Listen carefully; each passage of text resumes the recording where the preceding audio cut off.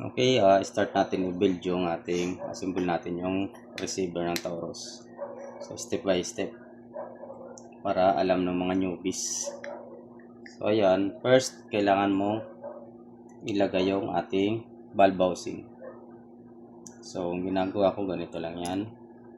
Pasok mo yung spring, firing pin,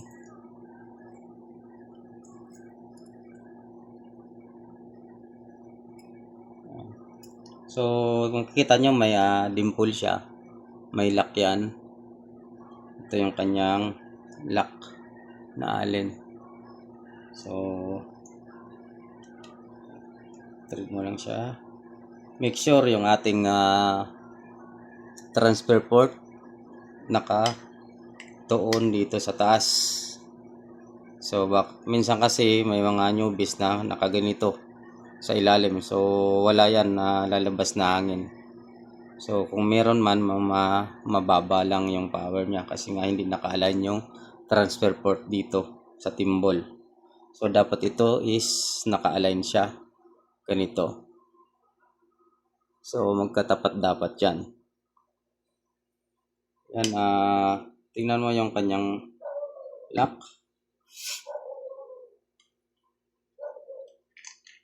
Then, tulak mo yan.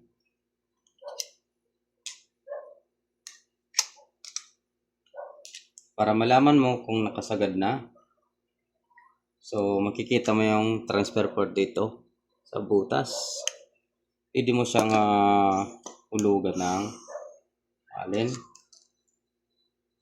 Then, hanapin mo yung lock na timbol. Kung mapapansin mo, i-align mo lang dito. Yung, silipin mo lang yung transfer port niya kung naka-align na. Habang iniikot mo ng flat screw yung valve housing. So, pag nakita mo nang nakatapat na yung butas, yung transfer port, yan. So, yan.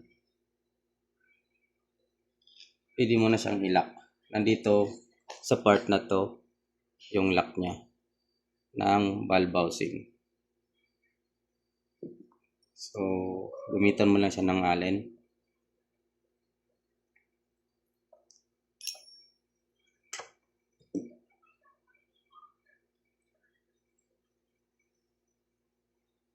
Yan.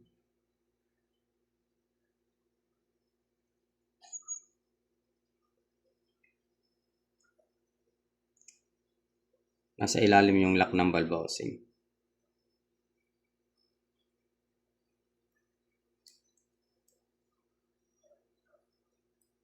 Hanggang sa tumigas yung kanyang seat screw. So, double check.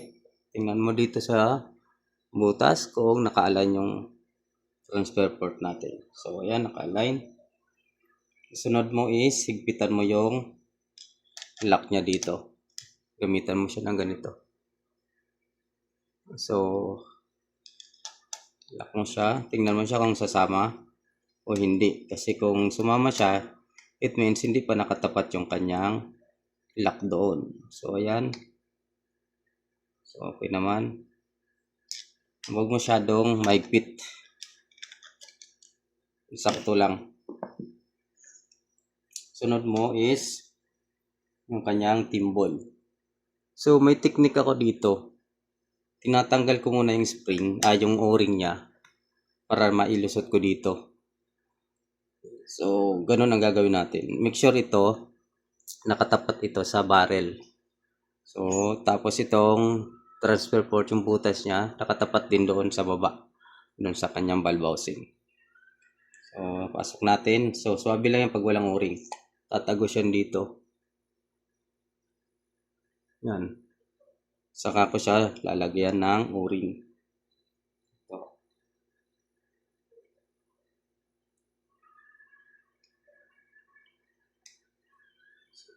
Yung mga malalaki ang kamay, medyo mahihirapan dito kasi siksik ito. Maliit lang yung space. Kailangan mo siyang tiyagaan.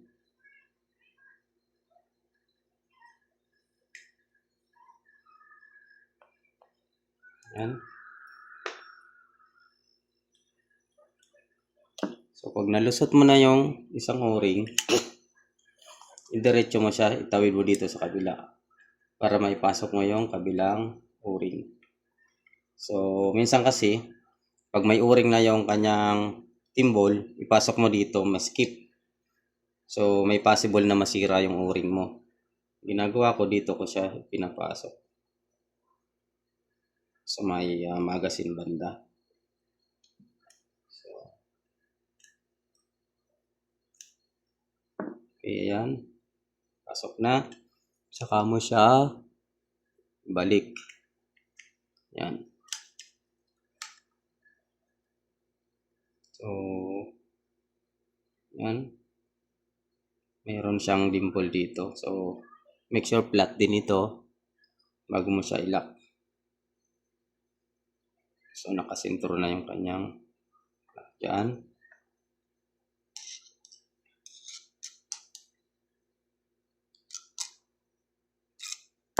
Ito yung kanyang lock. Malaki na.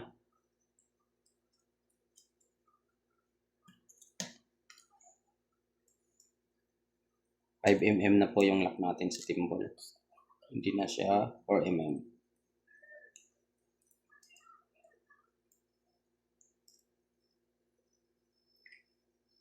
Okay. Sunod mo is yung kanyang guide ng side lever. Okay. Hindi mo na siyang ipadaan dito. Kasya naman yan. So, hanapin mo yung timbol niya, yung ano niya, dimple. Tapos, i-align mo.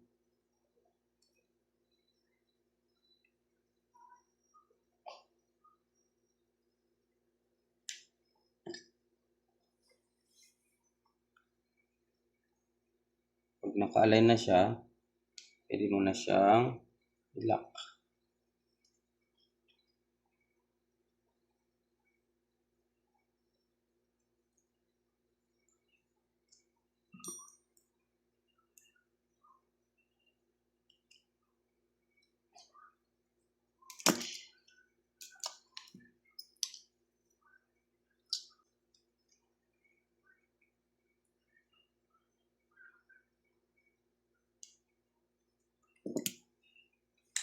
Para sigurado, ilagay mo na rin yung kanyang pellet tray. Para tingnan mo kung sakto lang siya na makapasok. Minsan kasi masikip, hindi align. Yan. So, pwede mo siyang luwagan yung kanyang lock dito sa timbol. Okay. Lock mo siya ulit.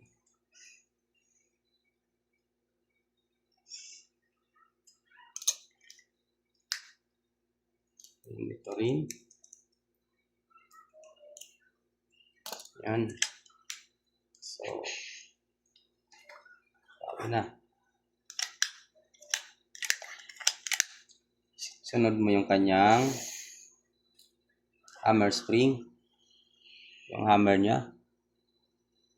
Dapat ito nasa taas ito. Yan. Then yung spring niya. Yung lock. Ito yung adjuster ng ating hammer. So, yan.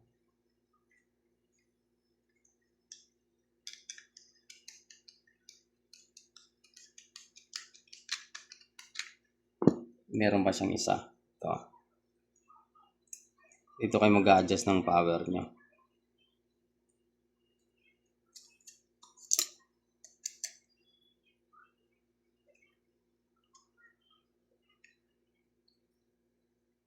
Yan. Pagkatapos yan, lagay mo yung decacker.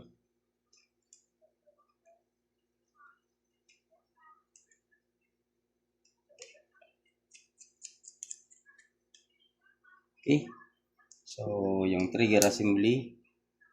Ito yung trigger assembly natin. So, ito yung safety. Lagay mo siya. Isa lang po ang lock natin dito sa trigger assembly. Ito maiksi. Yan. Iksi lang siya.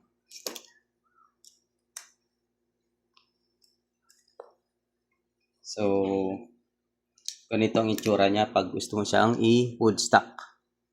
Ayan, hindi mo ito ikakabit. So, ito, i-wood stock mo siya, pwede na. Ayan. Ngayon, ilagay natin yung lock dito.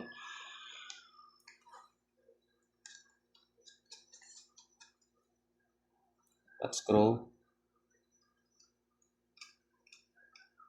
So, bihira lang po masira yung o-ring niya dito. Kung matagalan yung o-ring niya dito. Kasi hindi naman halos ito na tinatanggal-tanggal. Yan. Okay. Check. So, matigas siya. Bawasan natin yung power.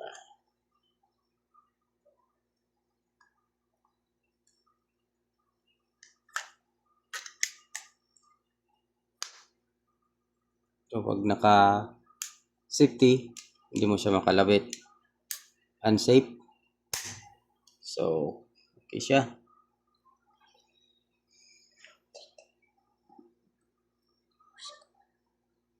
Pwede nyo itong i-adjust para maigpitan. Okay. So, ayan. Ilagay natin yung tactical. So, make sure na flat itong adjuster natin kasi hindi mo ilalagay ito. So, i-flat mo siya. Ipasok mo pa ulit siya. Tapos mag-adjust na lang kayo pag nakalagay na yung tactical kit. So, yan. Yan. Kung gusto nyo ng tactical setup. Yung dalawang lock.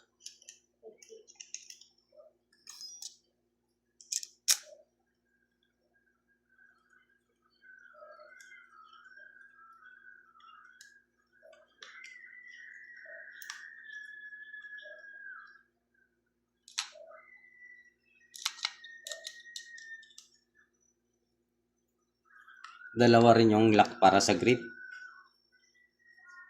So, wala tayong spare. Kayo na bahala mag-provide ng lock kasi may manabibili kayong grip na may kasama ng lock. Yan.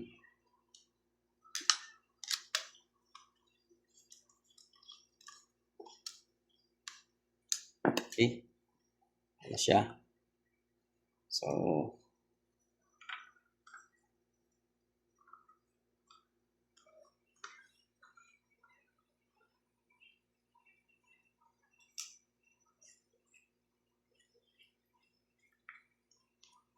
yan. So, pag once na magkarga kayo ng hangin, dapat make sure nakakasa yung inyong unit. So, ayan. Ayan, pwede nyo nang i-adjust yung hammer spring mo. Kung masyadong matigas ikasa or malakas yung power. Ayan. Atras nyo lang siya. Counterclockwise lang naman to mga idol. So, ikasa mo siya. Ayan, safe. Karga tayo ng hangin.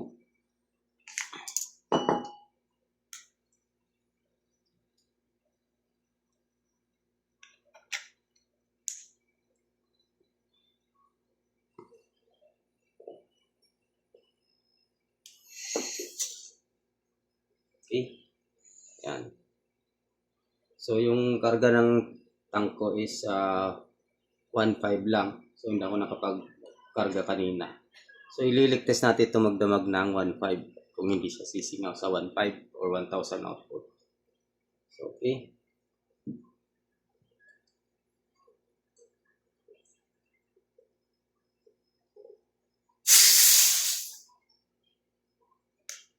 So, ayan. Tapos yung kanyang input. So, safety. May kasama ng magazine yan.